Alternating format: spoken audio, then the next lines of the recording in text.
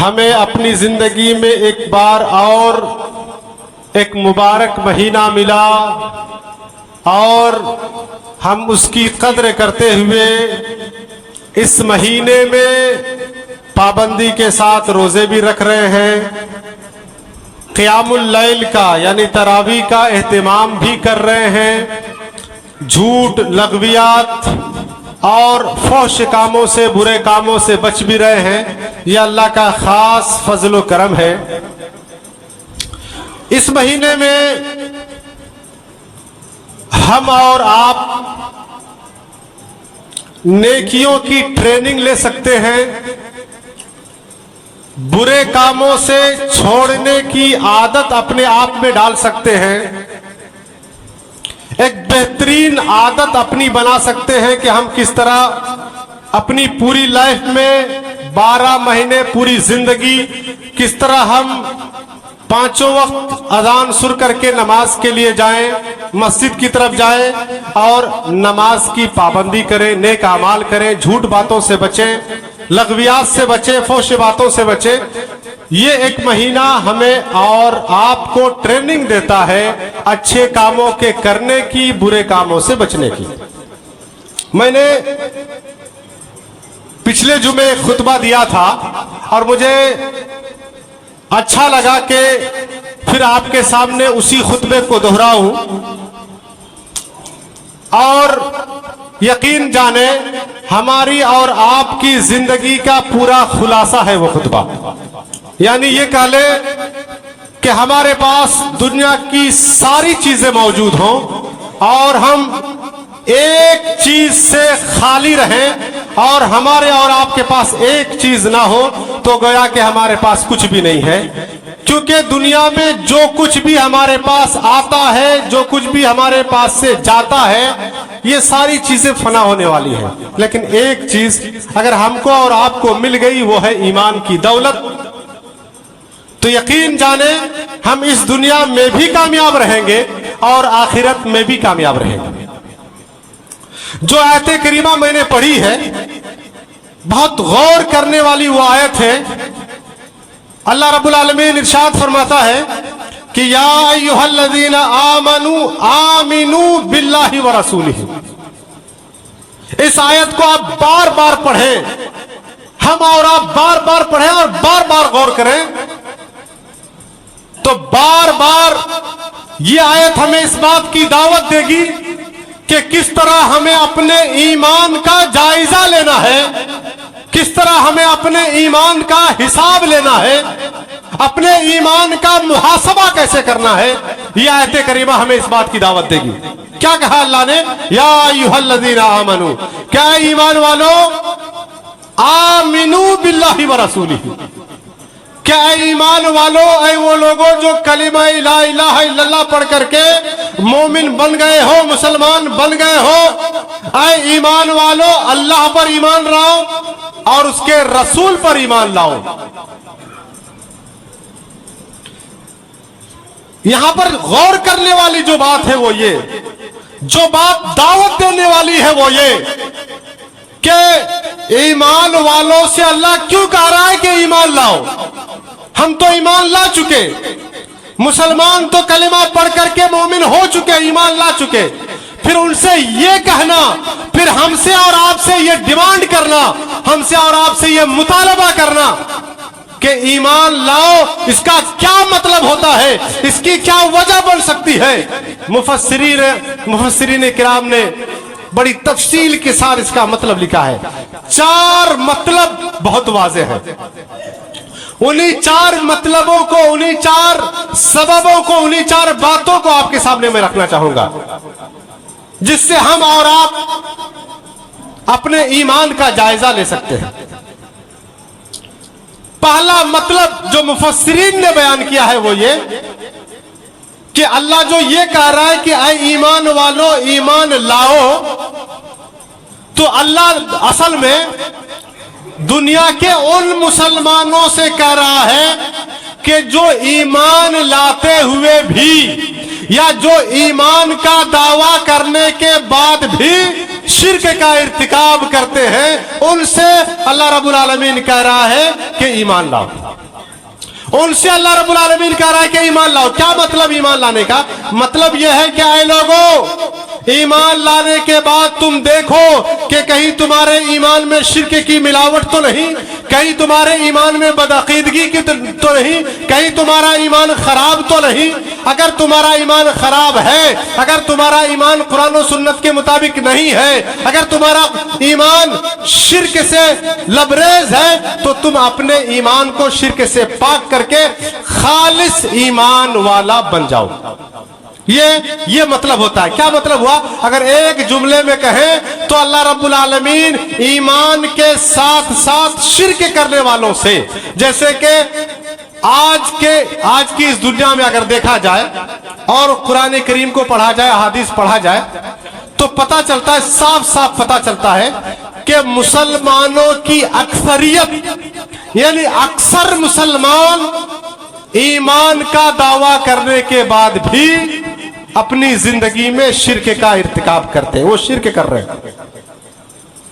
अल्लाह के अलावा दूसरों के सामने झोली फैलाना, अल्लाह के अलावा दूसरों से उम्मीद रखना, अल्लाह रब्बुल आलमीन के अलावा दूसरे के दर पर सर झुकाना, अल्लाह रब्बुल आलमीन के अलावा दूसरे के सामने झुकना, अल्लाह रब्बुल आलमीन के अलावा दूसरे के सामने सजदा करना, अल्लाह के अलावा दूसरों के सामने दुआ करना या हाथ फैलाना, किसी से मांगना, एक दो चीजें तो नहीं है, बहुत सारी चीजें हैं।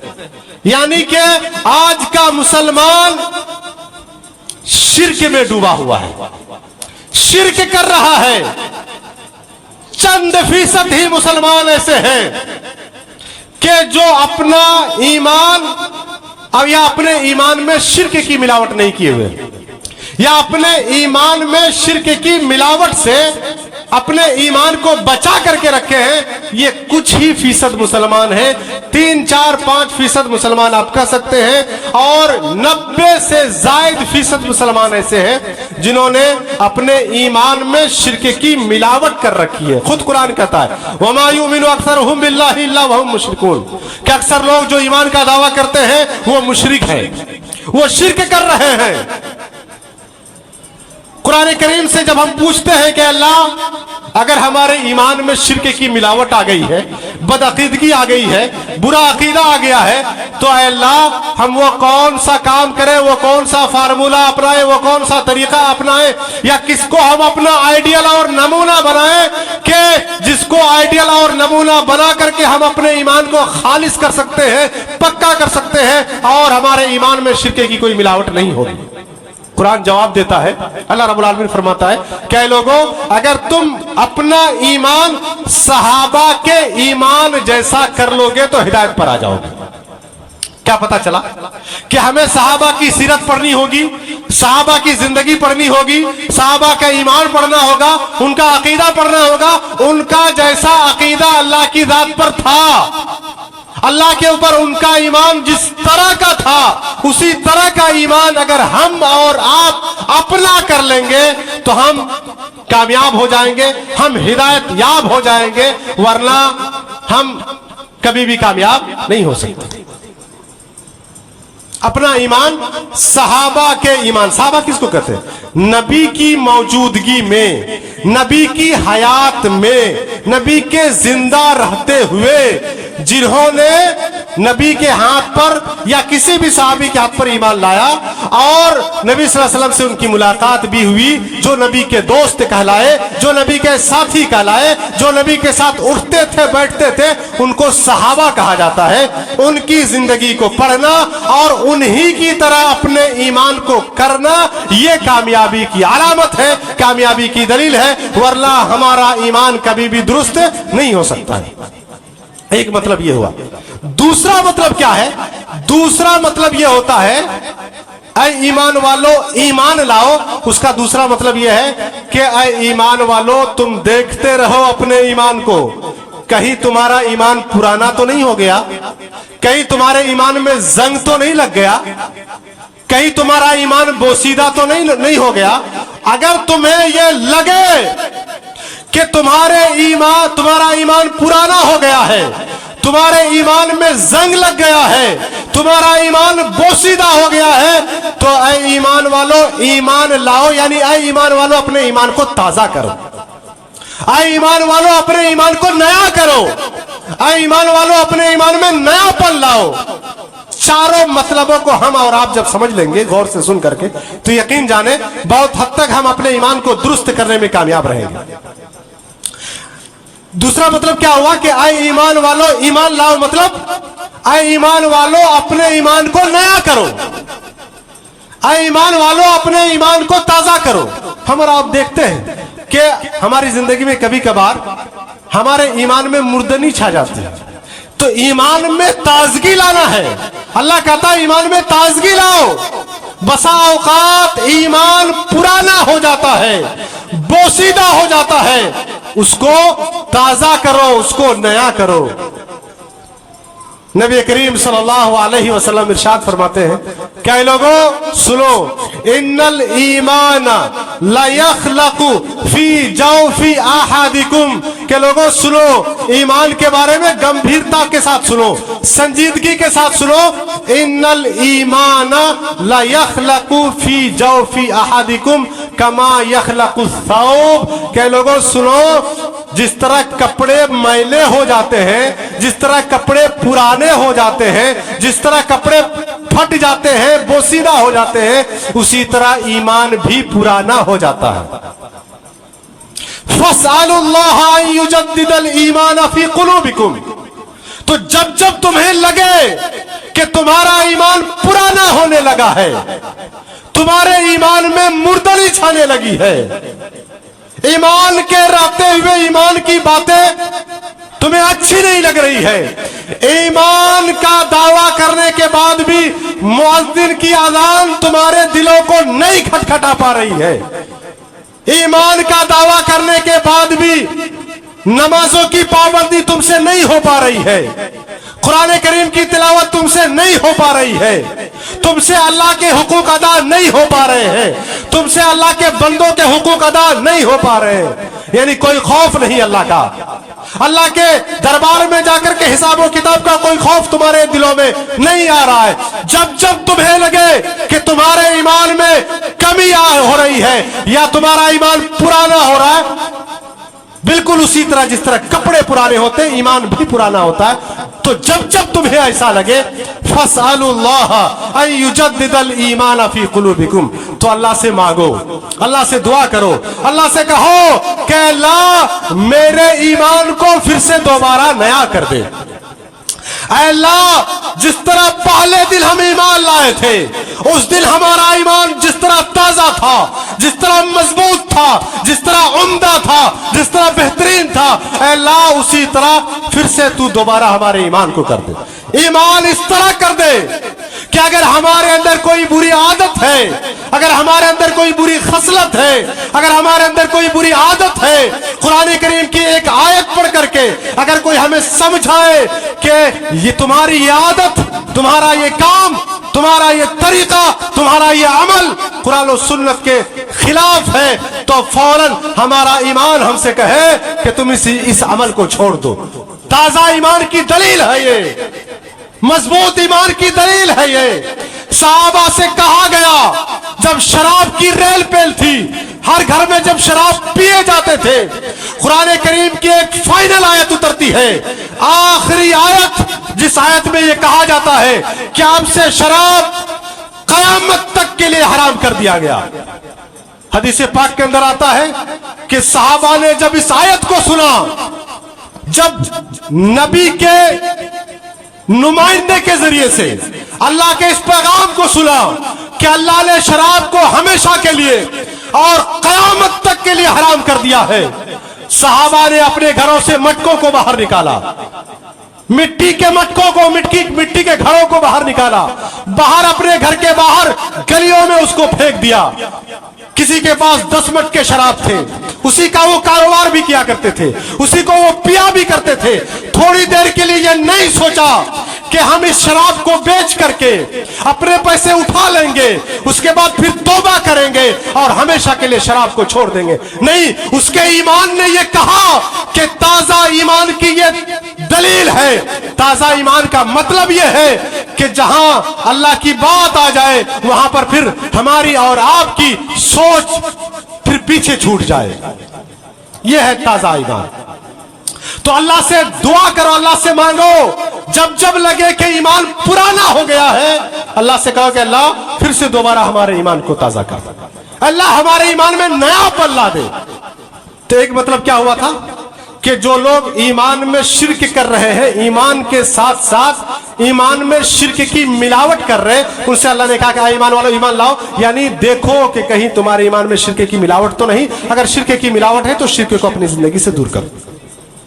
دوسرا مطلب یہ ہے کہ ایمان اگر بوسیدہ اور پرانا ہو گیا, زنگ لگ گیا ہے, تو ایمان کو پھر سے لے آئے. تیسرا مطلب یہ ہے کہ ایمان گھٹتا اور بڑھتا رہتا ہے.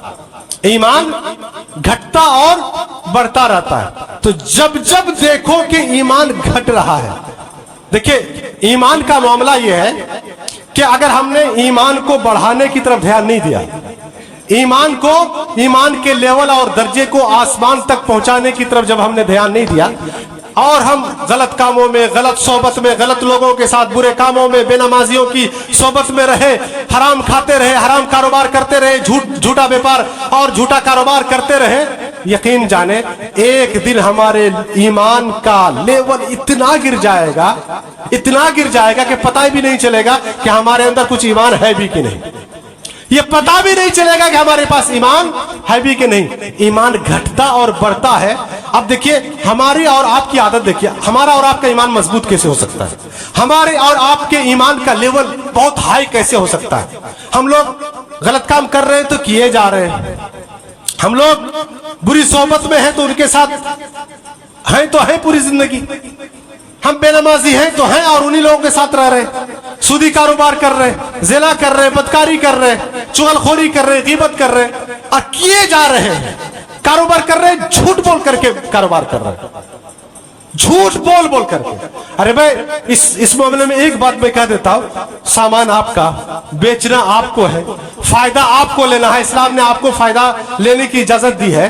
آپ سامنے والے سے یہ جھوٹ بول کر کے اور قسم کھا کر کے کہ اللہ کی قسم میں نے یہ 350 کا خریدا ہے اور میں صرف 10-20 کا نفع کر کے 360-70 میں دے رہا ہوں, جبکہ آپ نے اس کو 250 میں خریدا ہوگا, جبکہ آپ نے اس کو 300 میں خریدا ہوگا. ایک گراہک کو, ایک کسٹمر کو آپ لبھانے کے لیے, اپنا سامان بیچنے کے لیے آپ جھوٹ بولتے ہو, جھوٹ بول کر کے پیسہ کماتے ہو. یہی تو ہے. اس کے بعد آپ جتنا کچھ بھی بنا لو گے, جتنی بھی پراپرٹی بنا لو گے, حرام پیسے کی پراپرٹی ہوگی, نہ اس میں عبادت ہوگی, نہ اس سے صدقہ کرو گے تو صدقہ قبول ہوگا. کیا سامان آپ کا, بیچنا آپ کو ہے, فائدہ لینے کی اجازت آپ کو ہے, تو پھر جھوٹ بولنے کی ضرورت کیا ہے. ہمارا یہ سامان ہے, ہم کم سے کم اتنے میں دے سکتے ہیں, اس سے کم میں نہیں دے سکتے ہیں. بس اس انداز میں آپ کاروبار کرتے جائیں, ایک سامان پر 200 بھی فائدہ کرے, ایک سامان پر 150-100 بھی فائدہ کرے. اسلام آپ کو اس بات کی اجازت دیتا ہے, لیکن جھوٹ بول کر کے کاروبار کرنے کی اسلام آپ کو اجازت نہیں دیتا. کاروباری ہے, کاروبار کر رہے ہیں,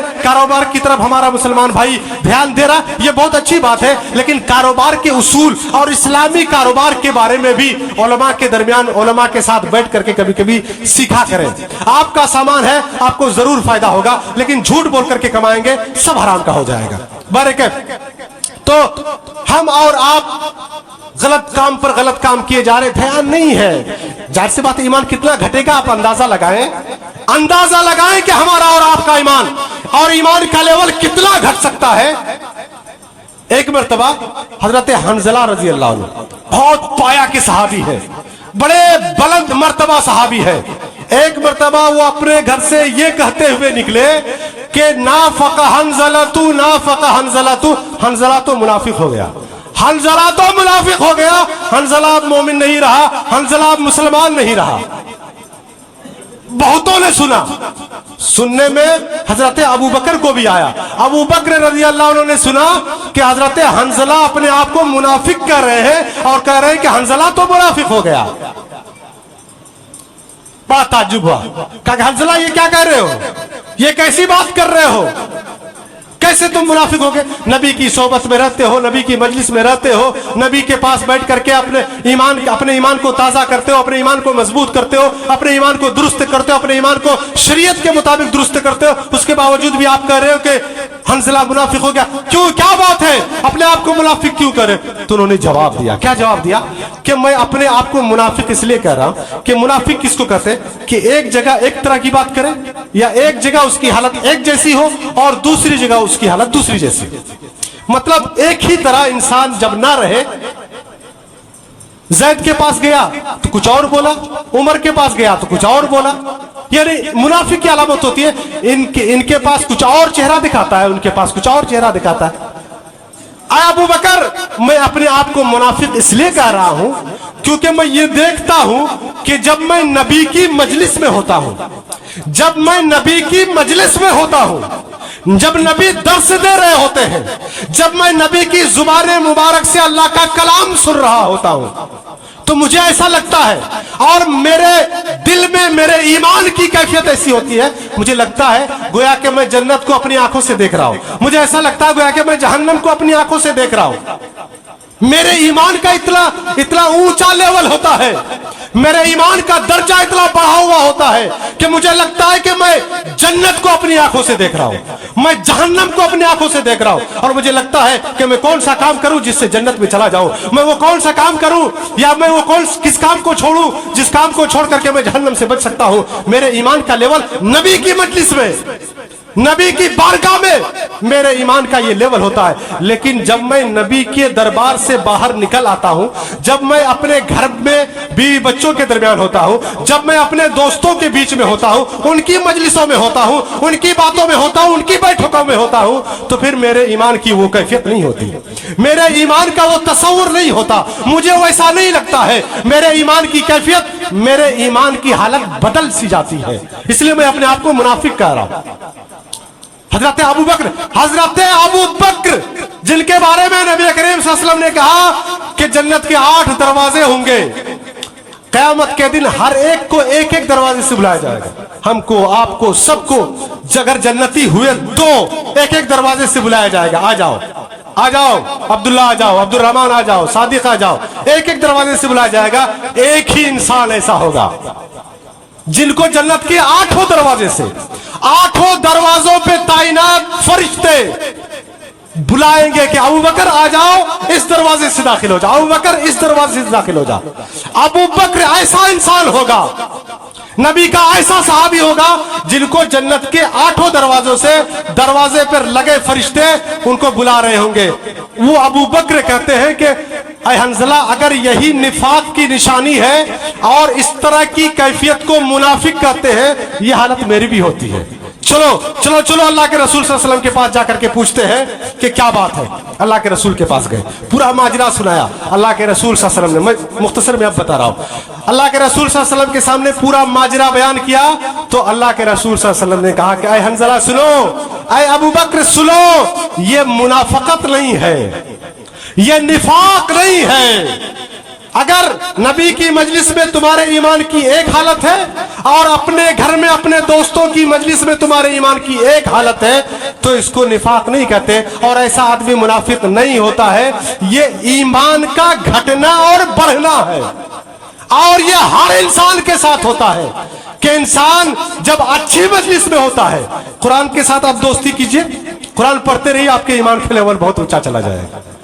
आप शराबियों के साथ बैठिए, ईमान का लेवल घट जाएगा। आप जुआरियों के साथ बैठिए, सूदखोरों के साथ बैठिए, झूठों के साथ बैठिए, मक्कारों के साथ बैठिए, ईमान का लेवल घट जाएगा। यह ईमान का घटना है और बढ़ना है, दूसरी कोई बात नहीं। यह अच्छी बात है कि तुमने ऐसा सवाल किया। सुनो ऐ हंज़ला, सुनो ऐ अबू बकर, सुनो, यह ईमान का घटना बढ़ना है। हर वक्त ईमान की कैफियत एक सी नहीं हो सकती है। अगर हर जगह तुम्हारे ईमान की कैफियत और ईमान का तुम्हारा हाल एक जैसा हर जगह होने लगे, यानी नबी की मजलिस में होते हुए तुम्हारा ईमान जिस कदर मजबूत होता है, अगर उसी तरह तुम्हारा ईमान दूसरी जगह भी मजबूत रह जाए اور تم جنت اور جہنم کو اپنی آنکھوں سے دیکھو تو یہ ایمان کا اتنا اونچا درجہ ہے اور یہ اتنا بلند مرتبہ کا ایمان ہے کہ تم گلیوں میں چلتے پھرتے رہو اور آسمان سے فرشتے آئے اور تم سے ہاتھ ملا ملا کر کے جائے کہ اتنے بڑے ایمان والا اس دنیا میں اور گلیوں میں پھر رہا ہے، چلو اس سے مصافحہ کر کے آتے ہیں. لیکن نہیں، ولیکن ساعتن ساعتن یا حنظلہ، لیکن اے حنظلہ یہ وقت وقت کی بات ہے، جگہ جگہ کی بات ہے، مجلس مجلس کی بات ہے، صحبت صحبت کی بات ہے. ہر جگہ اس طرح کا ایمان نہیں ہو سکتا ہے. تو ایمان والو دیکھتے رہو کہ ایمان گھٹ رہا ہے تو بڑھاتے رہو.